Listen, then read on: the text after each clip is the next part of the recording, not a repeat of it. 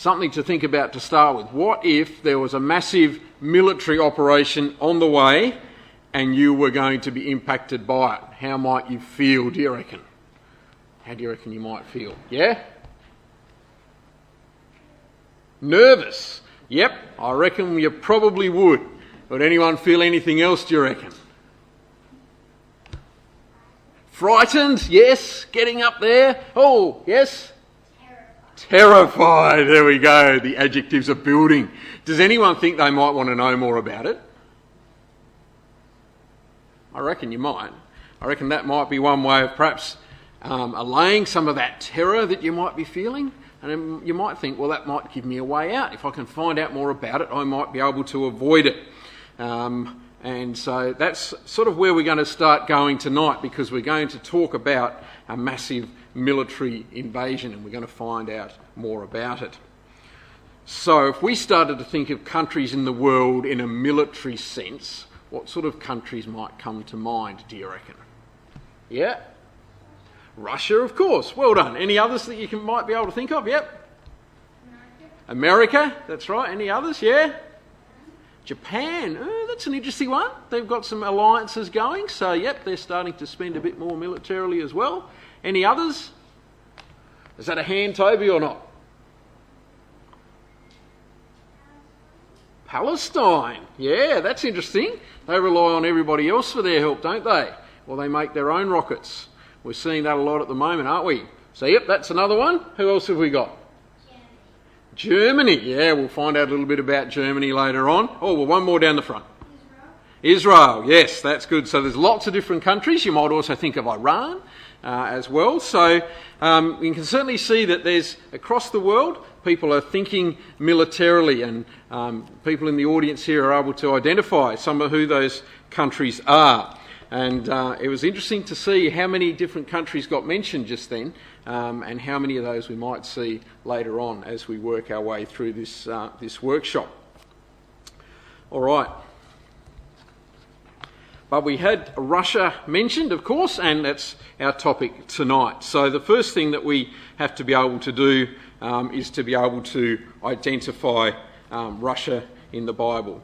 And so if we were to look at how we're going to go through our talk tonight, we'll identify Russia in the Bible, we'll have a look at what the military action is that's described, we'll have a look at the outcome of that, and then we'll have a look at what Russia is up to today, and then we'll have a look at the implications for ourselves. So this is where we work out, are we going to be impacted by this invasion, and what might we be able to do about it? Okay, so let's see if we can find out where Russia is in the Bible. Because once we can do that, we can then also identify where this military action is, and we can try and get a sense of when it might happen. And then we can also extend that out and ask, why might this be in the Bible? And then we also need to consider, as we've said, what those implications are for us. So we'll move around a little bit through the Bible tonight. Mainly we'll stay in this chapter that Dan read for us though, Ezekiel 38. Then a little bit towards the end we'll look at some other parts of the Bible as well.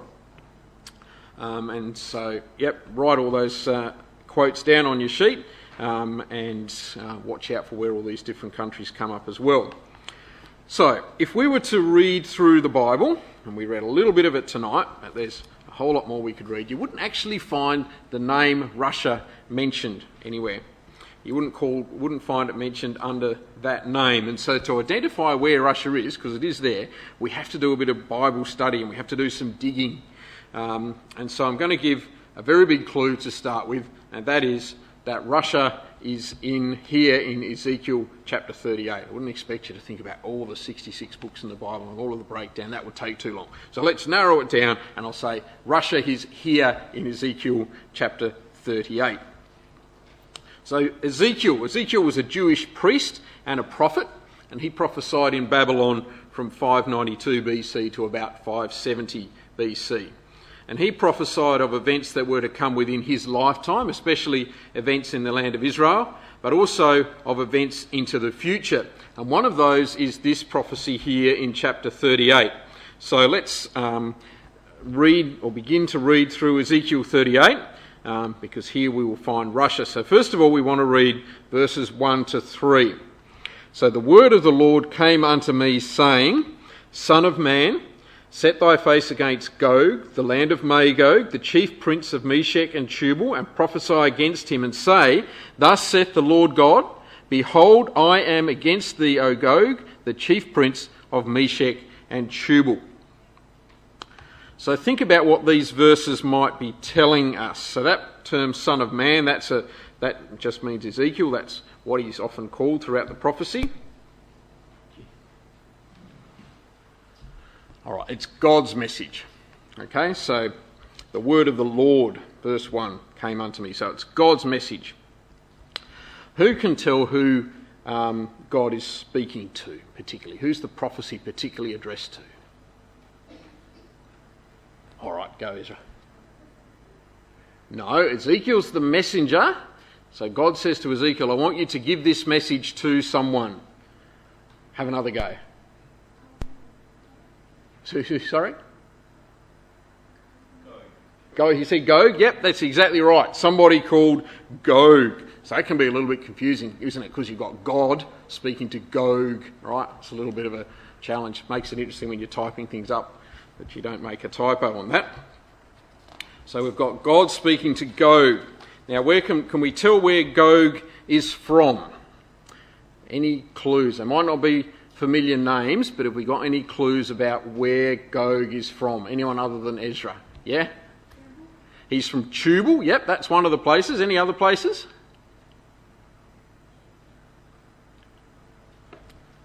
Okay, Ezra. Meshech, yep. And there's one other one there. Yep, Jude. Magog, that's right. So Gog is from an area which is known as Magog, Meshech and Tubal.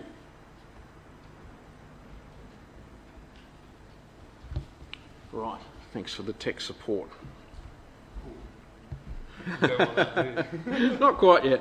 That's all right. Okay, now some of you, depending on the translation of the Bible you've got, you might have another place in there too, which is called Rosh. But we'll have a look at that in a minute. Now, can anybody tell whether God and Gog are on the same page in terms of, not literally, of course they're on the same page there, but are they thinking the same? Are they going down the same path of action, do you reckon? That's right, yep. He's against thee, as it says in verse 3. So you can tell that there's going to be some antagonism here. So that really sets the scene. At the start of the prophecy we have two opposing groups, but that probably raises some more questions. Can we identify who Gog is? Where are the places mentioned? The children mentioned these three places there, but you won't find them on a map these days, so where are they? Why might God be against Gog? We might ask what God is going to do, and we still haven't found Russia yet either, but we'll keep going on that. So just something to think about before we start to get into those questions. We have to be aware that the Bible in English, magnificent achievement though it is a translation from other languages. In this case, here in Ezekiel, it's a translation from the Hebrew language. And to understand the meaning behind the English, we have to get hold of some reference material and find out what the Hebrew means. Now, to do that, we can use reference works like a Bible concordance, which is like a dictionary, or we could use a software program such as eSword. Other programs are available. And we can also access the work of experts and others who've done study into these particular topics, and we can trace how the words and names have been used over time. So you do that with Gog, and you find out actually not very much. We find out he was a person in the Old Testament, back in Genesis, I think it is, or First Chronicles, I think it is. But there's not really a definition of what his name means. What we know about Gog is from the context, and so we see from the context that Gog is a leader. And maybe the lack of any other information about him is deliberate to emphasise Gog as a leader. And we find there in verse 2, he is the chief prince of Meshech and Tubal. And some of you, depending on your translation, may have that as Prince of Rosh. Now, prince means the one at the top. So he's the one at the apex. If you think of a triangle, the point at the top, that's the apex. He's the decision maker. and perhaps it's not surprising. But what about this word Rosh? This is where things are starting to get a bit interesting. You'll find that most Bible translations have Rosh instead of chief. Now, Rosh is the Hebrew word, normally the word used for head. But here in Ezekiel, scholars say that the Hebrew chief, it's a proper noun, which means it's a name, which normally starts with a capital. And so here we've got Rosh being used as a name rather than just the word for your head. So what or where is Rosh then? So we go back to the reference works again, and we find a clue in the work of a man called Gesenius, and he published a lexicon, which is another word for a dictionary, in the early 1800s. And his research had turned up the work of some Byzantine writers, and they wrote in Greek, and they wrote back in the 10th century, and they say that the word Rosh here in Ezekiel 38 is the name of a northern nation which Gesenius said was undoubtedly the Russians. So we're starting to find some references now to where Russia turns up in the Bible. But can we validate Gesenius a bit further? Because that might sound like that's kind of his thoughts on what this is. Is there any other evidence that we can find? And if we start to research into the history of Russia and look at what it was previously known as, we find that it was known as the Rus or the Ross. So we still haven't exactly got Rosh. Another historian, his name was Stanley Bocart, he wrote in 1640, so we're starting to go back even further. He said, Ross is the most ancient name under which history makes mention of the name of Russia. Other historians have said the same, Edward Gibbon, George Vernadsky, similar comments have been made by them. So Rus and Ross can sound very similar to Rosh, but are they exactly the same? So Gesenius, we know he was in no doubt, but what other evidence might there be? So Gesenius has some more information, and we've also got more information here in Ezekiel 38 itself and in history. So the first thing we find is that the Ross, the people Ross, were originally in the area of Asia Minor. So if you were to look at your map, Asia Minor is sort of the area of Turkey. But they were pushed north by other forces.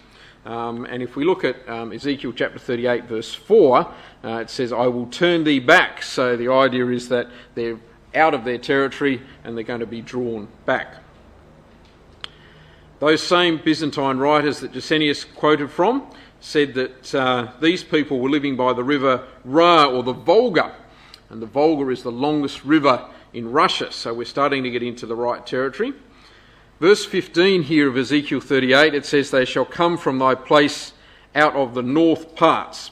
Now, north parts could be anywhere north of Israel. I'll start at Lebanon and keep going. But if we start to look at other translations, and particularly there's a translation called the Emphasized Bible, written by someone called Rotherham, so everyone calls it Rotherham's.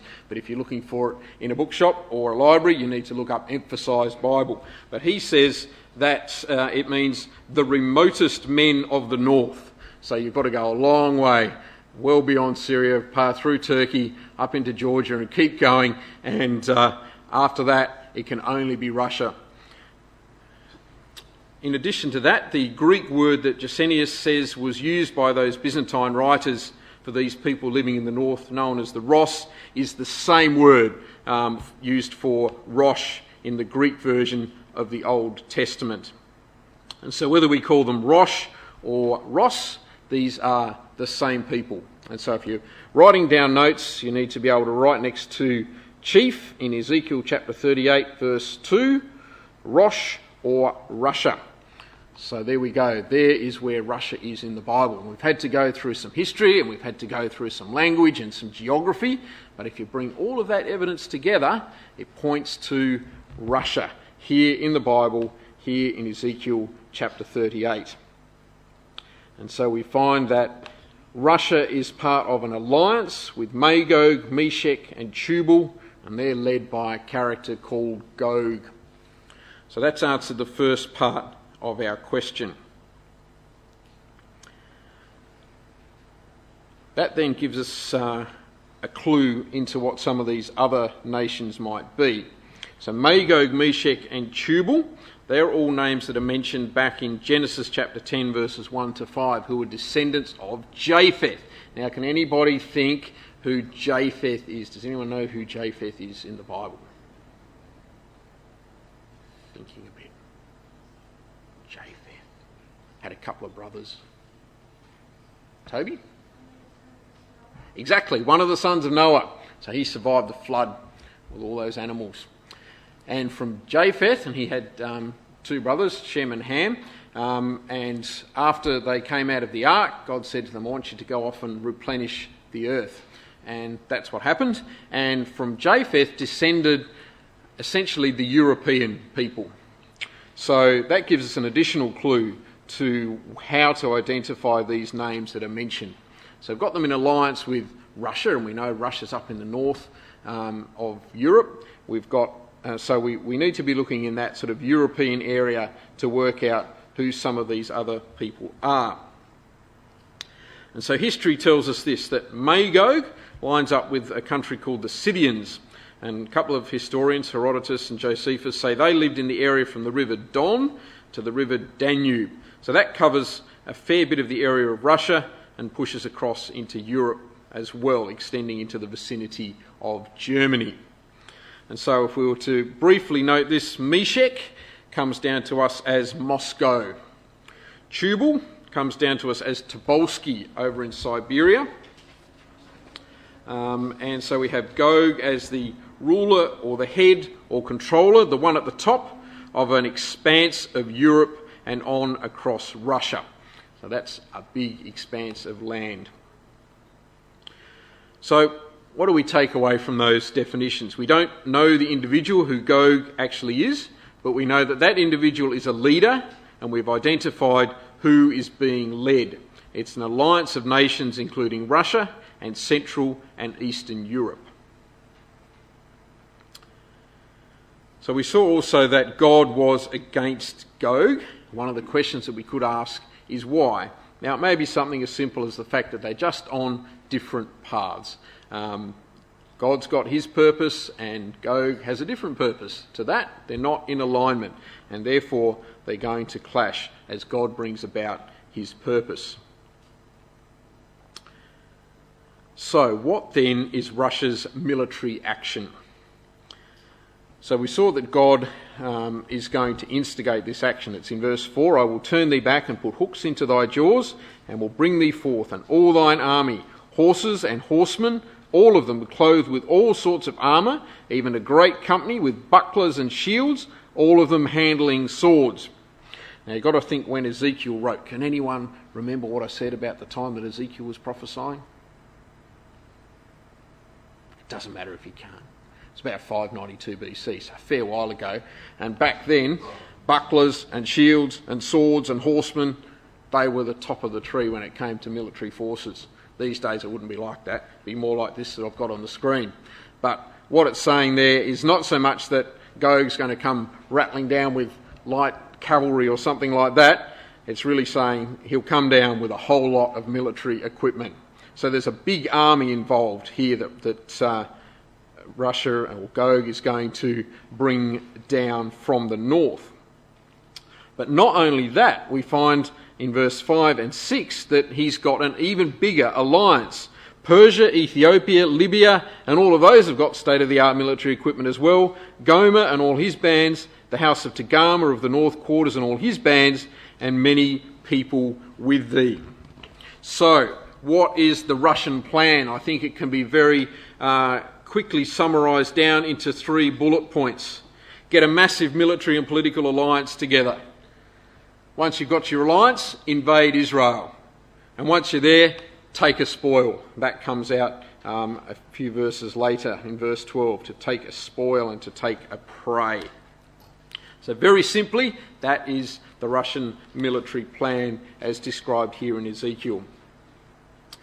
So now we're just going to move on and have a look at what these countries line up as. Some of them we've already seen, and that's helped us to identify Russia, but you can hopefully, not sure if I'm standing in the way there, but Magog works out to be Central and Eastern Europe, Rosh, Russia, Meshech, Moscow, Tubal, Tobolsky, and then the other nations that we haven't looked at yet, Persia, that's Iran, and Iran is certainly in alliance with Russia at the moment. Ethiopia is Sudan, Libya is Libya, Gomer is France, and Togarmah is Turkey. So there's our map that you've got on the back of your worksheet, and you can see where all the countries are. So you've got Israel in the middle, you've got Rosh at the top, and I put that in bigger font because Rosh is the leader.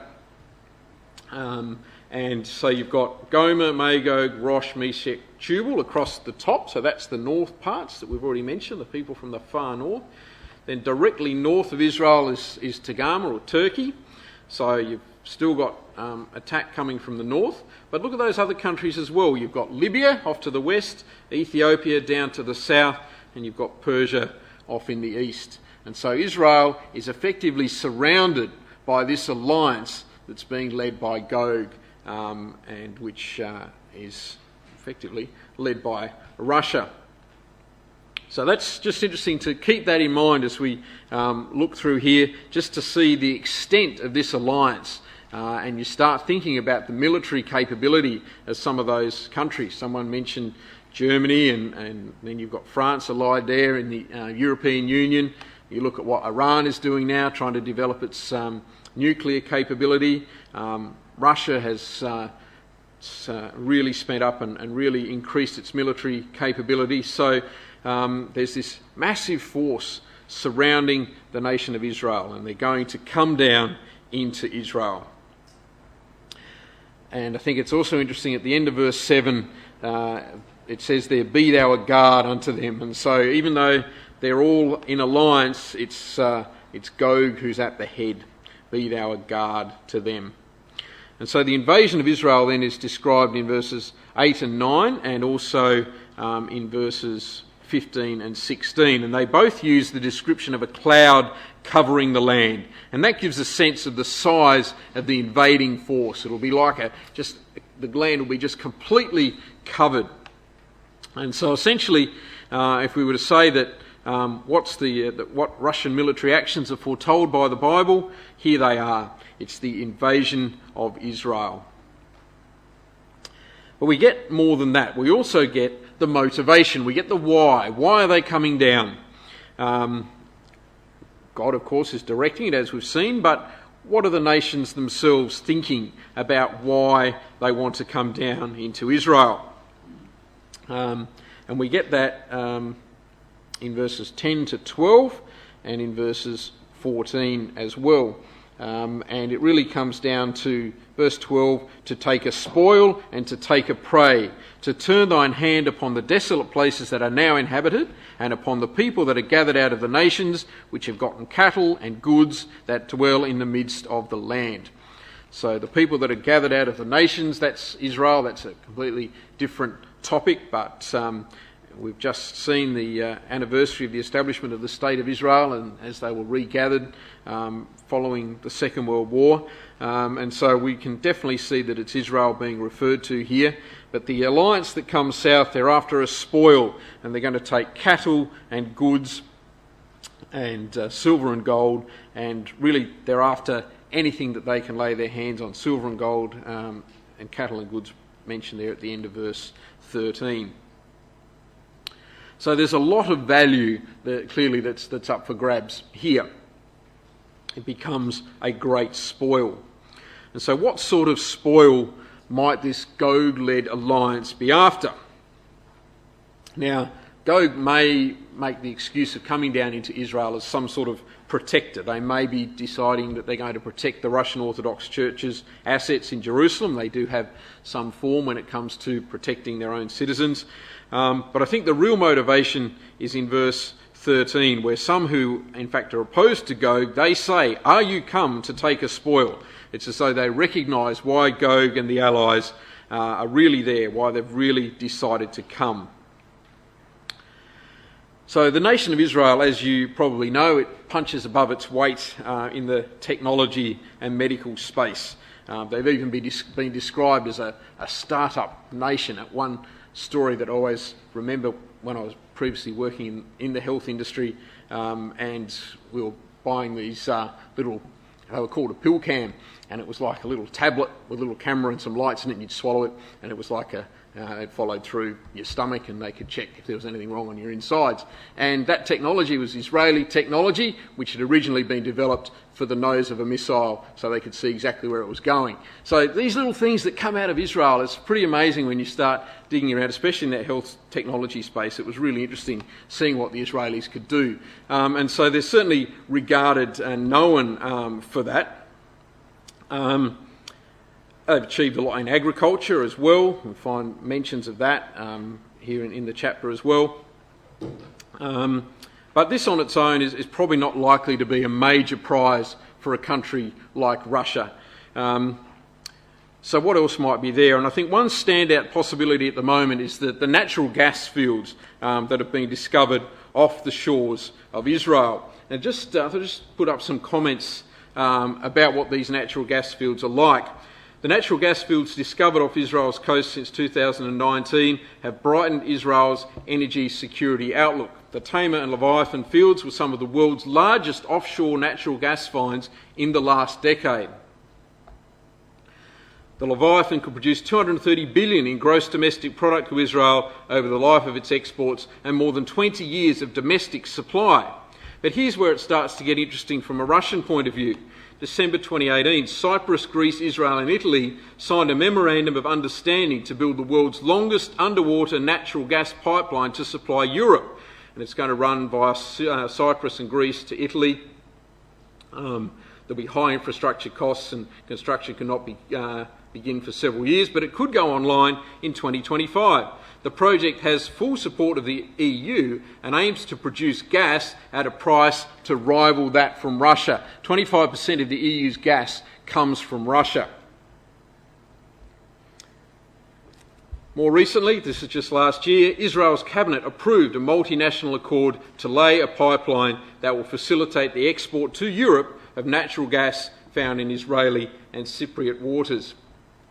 And so there's just some points about the natural resources of Israel, some of the largest natural gas fields in the world, and they're looking to pipe that gas into Europe in direct competition to the gas that's supplied from Russia.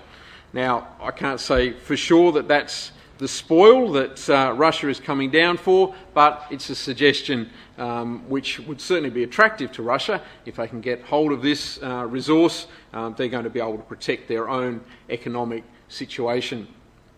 So that's just something to think about in terms of what the spoil might be. It's certainly something of value, and so I think that's one possibility.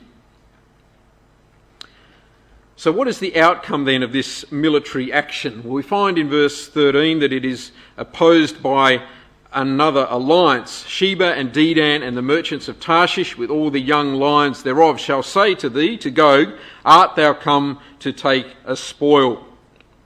And it seems like maybe that's all they do. But there's certainly, Gog will find some opposition when they get there. So who might this alliance be? So there's three nations mentioned there. One of those is Tarshish. The nation of Tarshish, I'll put it to you, is Great Britain. And there's some evidence there for why that is the case. They also are descendants of Japheth.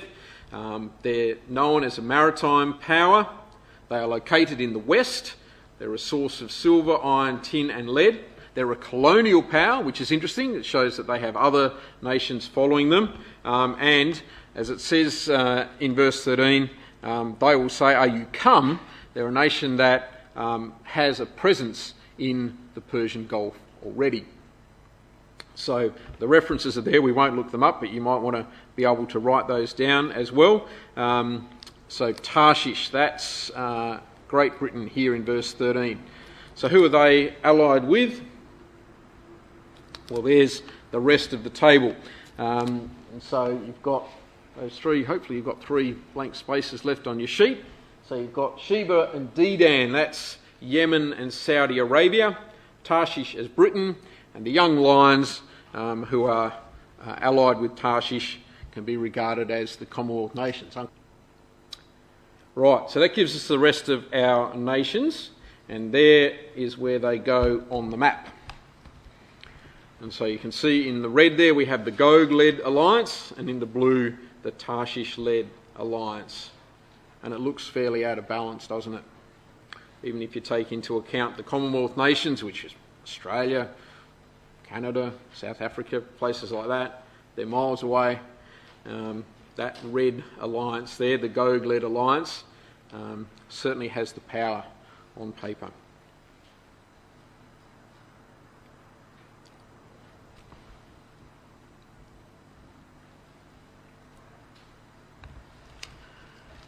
Right, so that's the initial opposition, but there's far greater opposition is triggered by this military action. And we find that as we get further on in Ezekiel chapter 38, particularly verse 18, we find that God starts to react to what Gog has done. It shall come to pass at the same time when Gog shall come against the land of Israel, saith the Lord God, that my fury shall come up in my face. And then you might have picked up, as Dan did the reading, the great shaking that is going to follow. And verse 20 is very descriptive about the damage that will occur. And then it says, I will call for a sword against him throughout all my mountains, saith the Lord, and every man's sword shall be against his brother. So God is going to begin to retaliate against what Gog is doing. And he says, thus, at the end of verse 23, thus will I magnify myself and sanctify myself, and I will be known in the eyes of many nations, and they shall know that I am the Lord.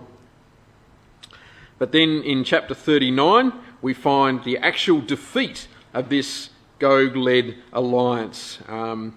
Verse 3, I will smite thy bow out of thy left hand, and will cause thine arrows to fall out of thy right hand. Thou shalt fall upon the mountains of Israel, thou and all thy bands, and the people that is with thee. I will give thee unto the ravenous birds of every sort, and to the beasts of the field to be devoured. Thou shalt fall upon the open field, for I have spoken it, saith the Lord God. And I will send a fire on Magog, and among them that dwell carelessly in the isles, and they shall know that I am the Lord.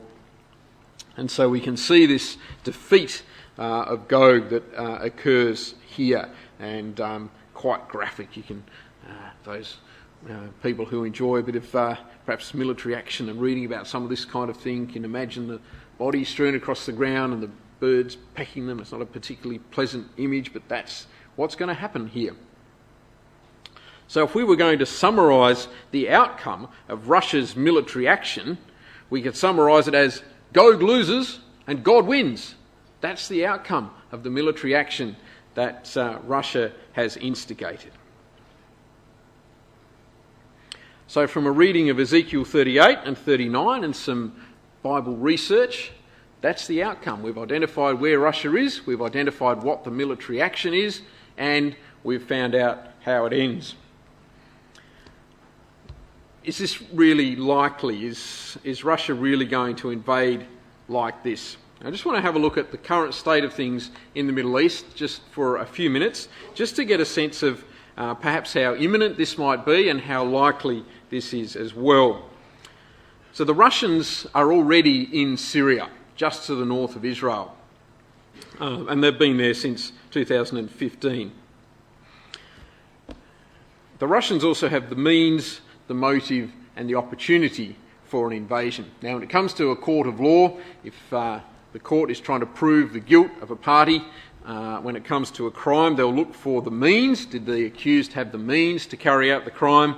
They look at whether they had a motive, and they look at whether they had an opportunity. And really all of those three things need to come together for someone to be found guilty. So what about Russia and its move into the Middle East to invade Israel? Do they have means, motive and opportunity?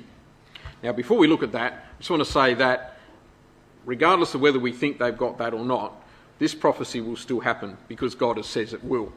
But when we've seen other prophecies that have been fulfilled, and they've been fulfilled not always as we thought. So there's no reason why this one wouldn't be fulfilled. But right now, it is looking all the more plausible. So do Russia have the means? Yes, they have massive military might. Do they have a motive? Possibly the gas fields are a motive. Do they have the opportunity? Well, they're right there on the border of Israel virtually. They're there in Syria. and they do have past form in entering areas to protect people. And the Middle East always seems to have something just around the corner that requires international intervention. And maybe we've started to see that again in the past week, where things have heated up in Israel again, and we're starting to see what some people are starting to be concerned about is civil war, and a lot more disruption actually within Israel itself than we've seen in previous uprisings there.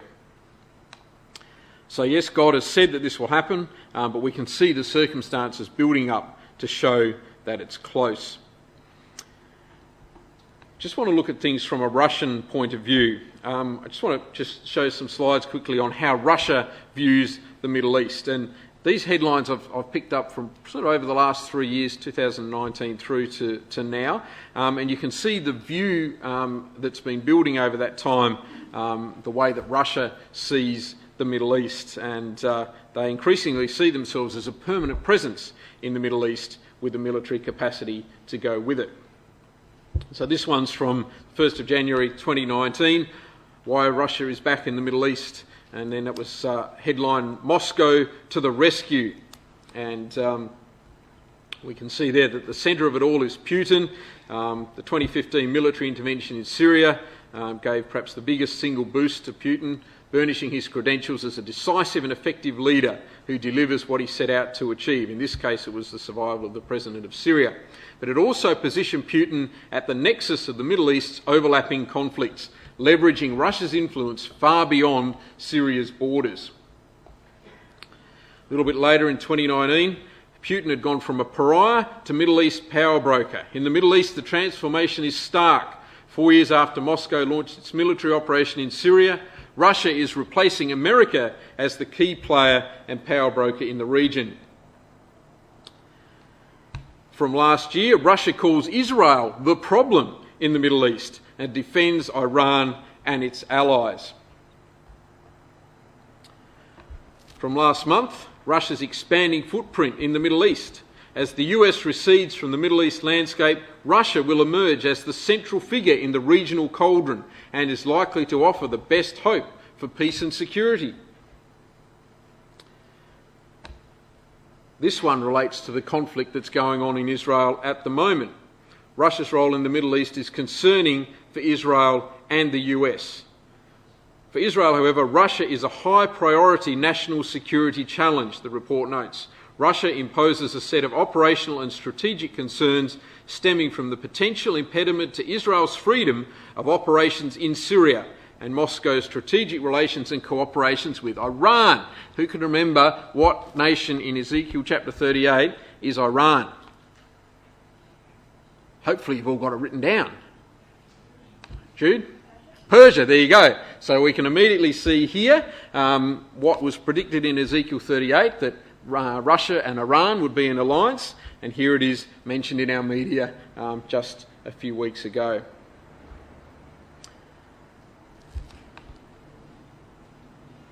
Okay, that one comes slightly later. This is the other one that I just wanted to have a quick look at, and this is from the 14th, so only from a few days ago. Those of you who get Andy Walton's Weekly World Watch possibly have already seen this, but I really wanted to point this out. During a meeting with the Russian Security Council, Putin, sorry, I've mentioned Putin a few times. Who can tell me who Putin is? Toby? President of Russia, absolutely. Powerful figure and certainly a leader in the world. So during a meeting with the Security Council, Putin said that the proximity of the violence in Jerusalem and the Gaza Strip to Russia directly affects his country's agenda on security. I would like to ask my colleagues to comment on the current situation in the Middle East. I mean the escalated Palestinian-Israeli conflict. This is happening in the immediate vicinity of our borders and directly affects our security interests. Putin is quoted as saying by the Turkish state-run news agency Anadolu Agency. Now you might see in the small text at the bottom that the southern border of Russia is 2,808 kilometres or 1,745 miles from Israel, and yet Putin is saying the violence there is in their immediate vicinity. And I think that is saying, as Andy says in his Weekly World Watch update, that Putin views Syria as his territory. And he's extended his reach now all the way south. and that's how he sees himself, that he's there in the Middle East to control things, and he sees that area of Syria as his territory, and that's why he can make a comment like that.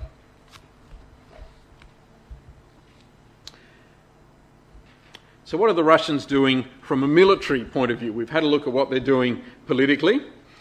Here it is, this is from March. Russia building new permanent military base in Syria. They've started to build a permanent base in the eastern suburban area of Homs. And the new base, which will be located on a hill 600 metres above sea level, will comprise a 780 metre airstrip. So there's the Russians in Syria, not just there on a temporary basis, they're in there now building a permanent military base. But not only that, they're also building a floating dock off the Syrian coast. The Russian Ministry of Defence is working to expand its naval base in the Syrian port of Tartus, following the major expansion of the main Maimin base located in the Latakia countryside. And that again is just from the last week or so. And so we can see that the Russians have moved into Syria, they're establishing permanent bases there, and they see that as their territory. And so we look at that, and that's just, you can bring all that up just from a Google, and you can see how over the last few years they've been changing their attitude to the Middle East and how they see themselves there. And having identified Russia there in Ezekiel 38, we're now starting to see from their actions in the world now the plausibility of what Ezekiel chapter 38 says. So just in the last few minutes, I thought we need to try and identify when is this likely to happen. Now, in Ezekiel 38, the way that the battle, or the timing of the battle, is referred to in two ways, in verse 8 and in verse 16. In verse 8 it says in the latter years, and in verse 16 it says in the latter days. And so this term, the latter days, is the clue that we need to have a look at. And the use of the term latter days provides a link into other parts of the Bible which gives us more detail about what this battle in Ezekiel 38 will be like. So this is where that section on your sheet that says key quotes, you might want to start writing some of these down now. So we're looking for this term, the latter days. And there's the quotes there. So Daniel 2 verse 28, Daniel 10 verse 14, and Hosea chapter 3 verse 5. And Daniel chapter 2 is something that some of you might know about. That's the Nebuchadnezzar's dream with the big image made out of all the different metals, and the stone comes down and smashes the feet. And in the interpretation of that, we get verse 28. There is a God in heaven that revealeth secrets and maketh known to the king Nebuchadnezzar what shall be in the latter days. And it goes all the way through to the return of Jesus Christ to the earth. And then in Daniel chapter 10 verse 14, we get it again. Now I am come to make thee understand what shall befall thy people in the latter days. So this is an angel talking directly to Daniel. So thy people refers to Israel. For the vision is yet for many days. And that then leads into chapter 11 of Daniel, where we have these two alliances, the king of the north and the king of the south, which interestingly roughly lines up with the alliance that you've got on your sheet. And so it leads then into that description of that battle as well. So we're into the latter days. And then in Hosea 3 verse 5, afterwards shall the children of Israel return, so that bit's happened, and seek the Lord their God and David their king, and shall fear the Lord and his goodness in the latter days. So that bit hasn't quite happened yet, and that also links into the return of Christ. So we can see that the latter days is a term that's pointing towards the return of Jesus Christ to the earth. There's then another term which is the day of the Lord, and that starts to come out in some other verses as well, which also begin to talk about these battles that are going on. So the first of those is Joel chapter 3 verse 14, and that's a good key quote to write down. Joel chapter 3 verse 14. Verses 9 to 17 really of Joel chapter 3 provide a picture of war and of nations coming down to a place called the Valley of Jehoshaphat for war. And this is something key just to note down. Verse 12, which mentions the Valley of Jehoshaphat, That's where the war is going to occur. That valley of Jehoshaphat is between Jerusalem and the Mount of Olives. And some of you may be familiar with pictures of that. You can stand on the Mount of Olives and look straight across to Jerusalem. It's not very far at all. And that's where this battle is going to occur. And it's going to occur as a prelude to the day of the Lord. Zechariah chapter 14 verses 1 to 3 is another good one to look at there. Behold, the day of the Lord cometh, and thy spoil shall be divided in the midst of thee. Now, this has a good description of the battle, and I thought this is one that we might actually turn up. I know you're all going well on your worksheets, but let's actually turn up Zechariah chapter 14, and we'll just read the first 3 verses.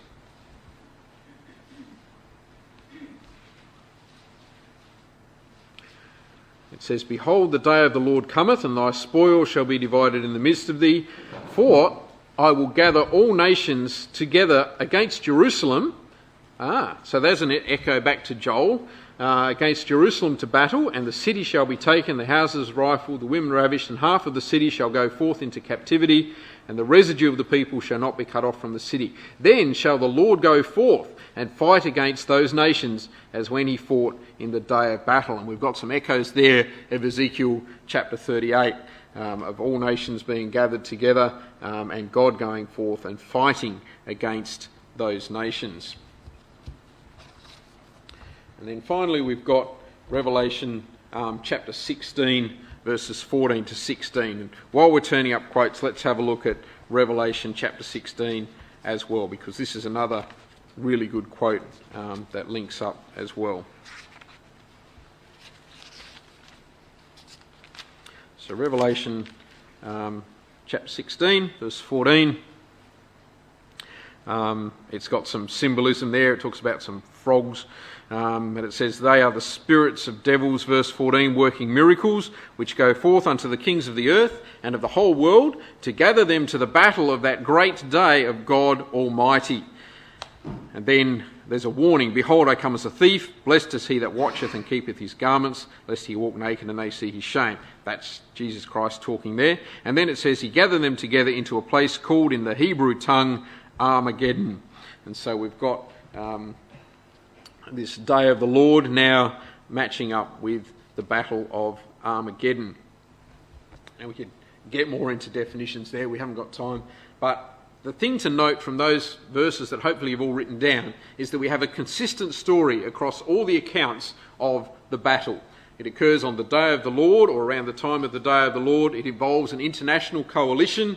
It happens in Israel, and more specifically it happens at Jerusalem, and we find that God fights for Israel and wins.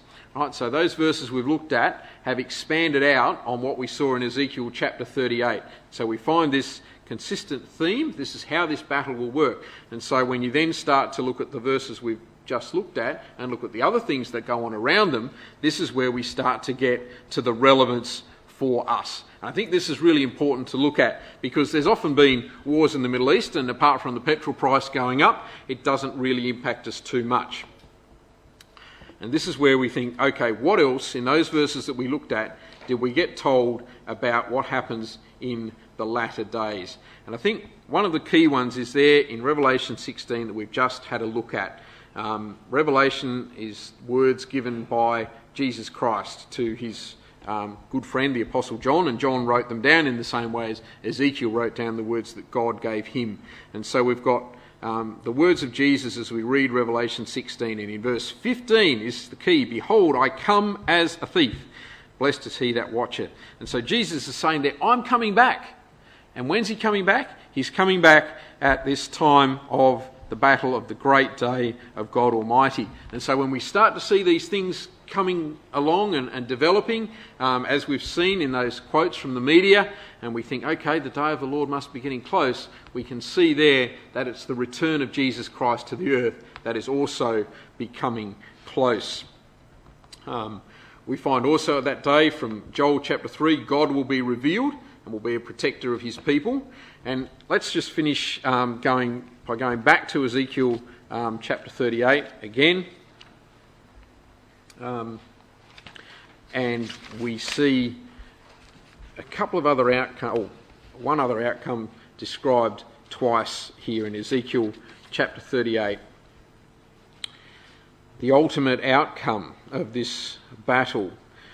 Ezekiel 38 verse 23, "Thus will I magnify myself," this is God talking, remember, "and sanctify myself, and I will be known in the eyes of many nations, and they shall know that I am the Lord." Now at the moment, a lot of people out there in the world don't believe in God.